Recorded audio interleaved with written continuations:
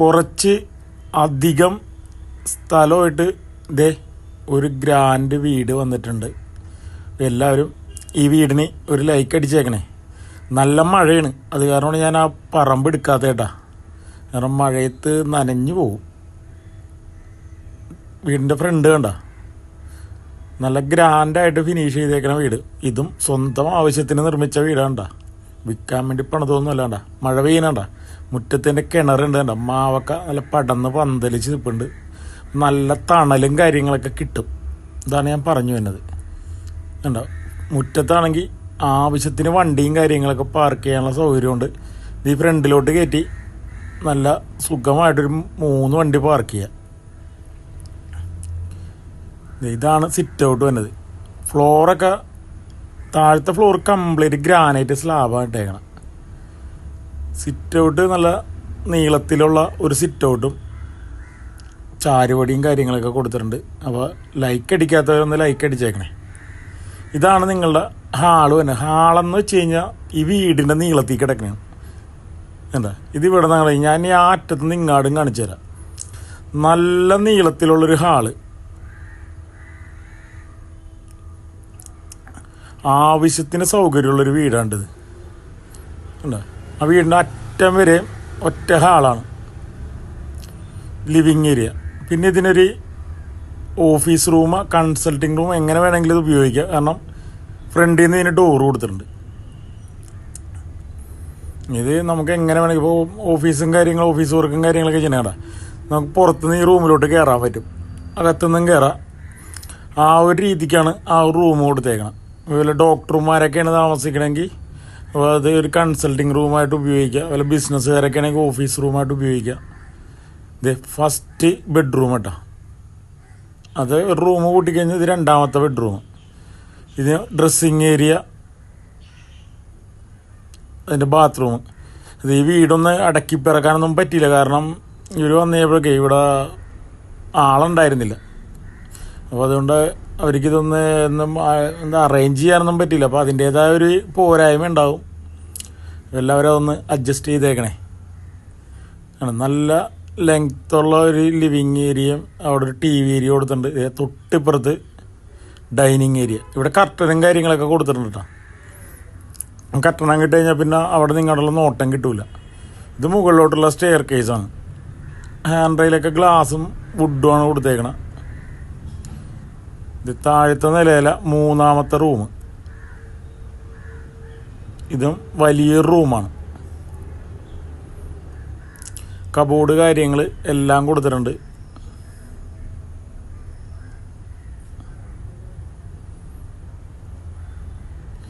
അതും അറ്റാച്ച്ഡാണ്. അതിനും ബാത്റൂമുണ്ട്. ബാത്റൂമൊക്കെ ഞാൻ എടുക്കാത്തതാണ്, അങ്ങനെ യൂസ്ഡ് വീടല്ലേ. ബാത്റൂം വേറെ ഇതൊന്നും ഉണ്ടായിട്ടില്ല. ഞാൻ ഇപ്പോൾ അവരവിടെ ഇല്ലാത്തതാണ് ഞാൻ എടുക്കാത്തത്.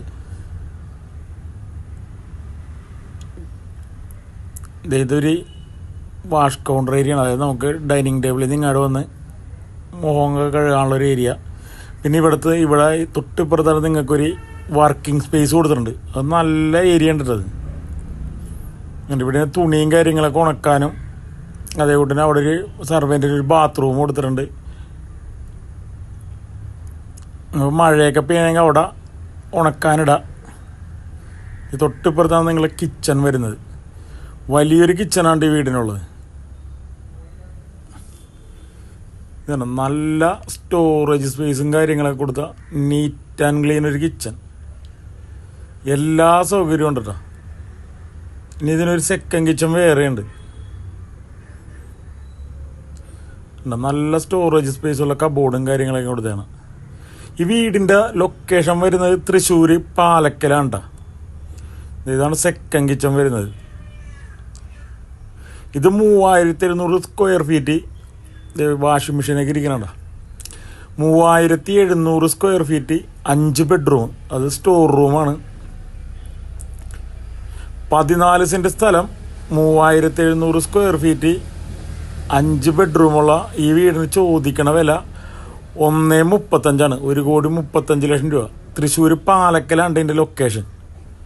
തൃശ്ശൂർ ടൗണിൽ നിന്നൊരു 5-5.5 കിലോമീറ്റർ ഉണ്ടാവുള്ളൂ. ഇതാണ് മുകളിലോട്ട് ചെല്ലുമ്പോഴുള്ളൊരു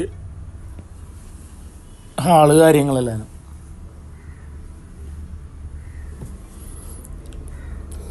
നല്ല വലിപ്പമുള്ള ഹാളും കാര്യങ്ങളൊക്കെയാണ് മുകളിലുള്ളത്.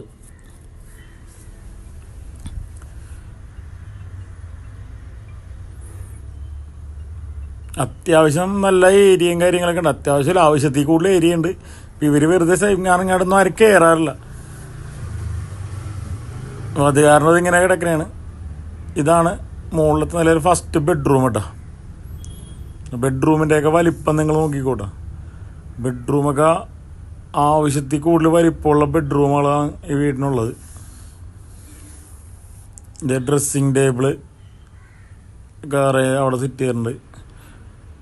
ഇവിടെ ബാത്റൂം ഉണ്ട്. ഇതൊക്കെ നിങ്ങൾക്ക് നേരിട്ട് വന്ന് കാണാട്ടാ. അപ്പോൾ ഇതൊക്കെ ഒന്ന് ഒതുക്കി അടക്കിയൊക്കെ വെച്ചിട്ടുണ്ടാവും അവർ. കാരണം ഇപ്പം ആരും ഇല്ലാത്ത കാരണമേ ജസ്റ്റ് ഇപ്പം ആ വീട് ഇട്ടുണ്ടുമ്പോൾ ആ രീതിക്ക് കിടക്കണേണ്. കാരണം ഇവിടുത്തെ മോക്ക് പനിയായിട്ട് ഹോസ്പിറ്റലാണ്. അപ്പോൾ അത് കാരണം അവരൊക്കെ ഹോസ്പിറ്റലായിരുന്നു. മഴയും കാര്യങ്ങളൊക്കെ ആണല്ലോ ഇപ്പം. ഇത് അഞ്ചാമത്തെ ബെഡ്റൂം. മുകളിലത്തെ 2ാമത്തെ, താഴത്തെ 3 നമ്മൾ കണ്ട്. നല്ല വലിപ്പമുള്ളത്.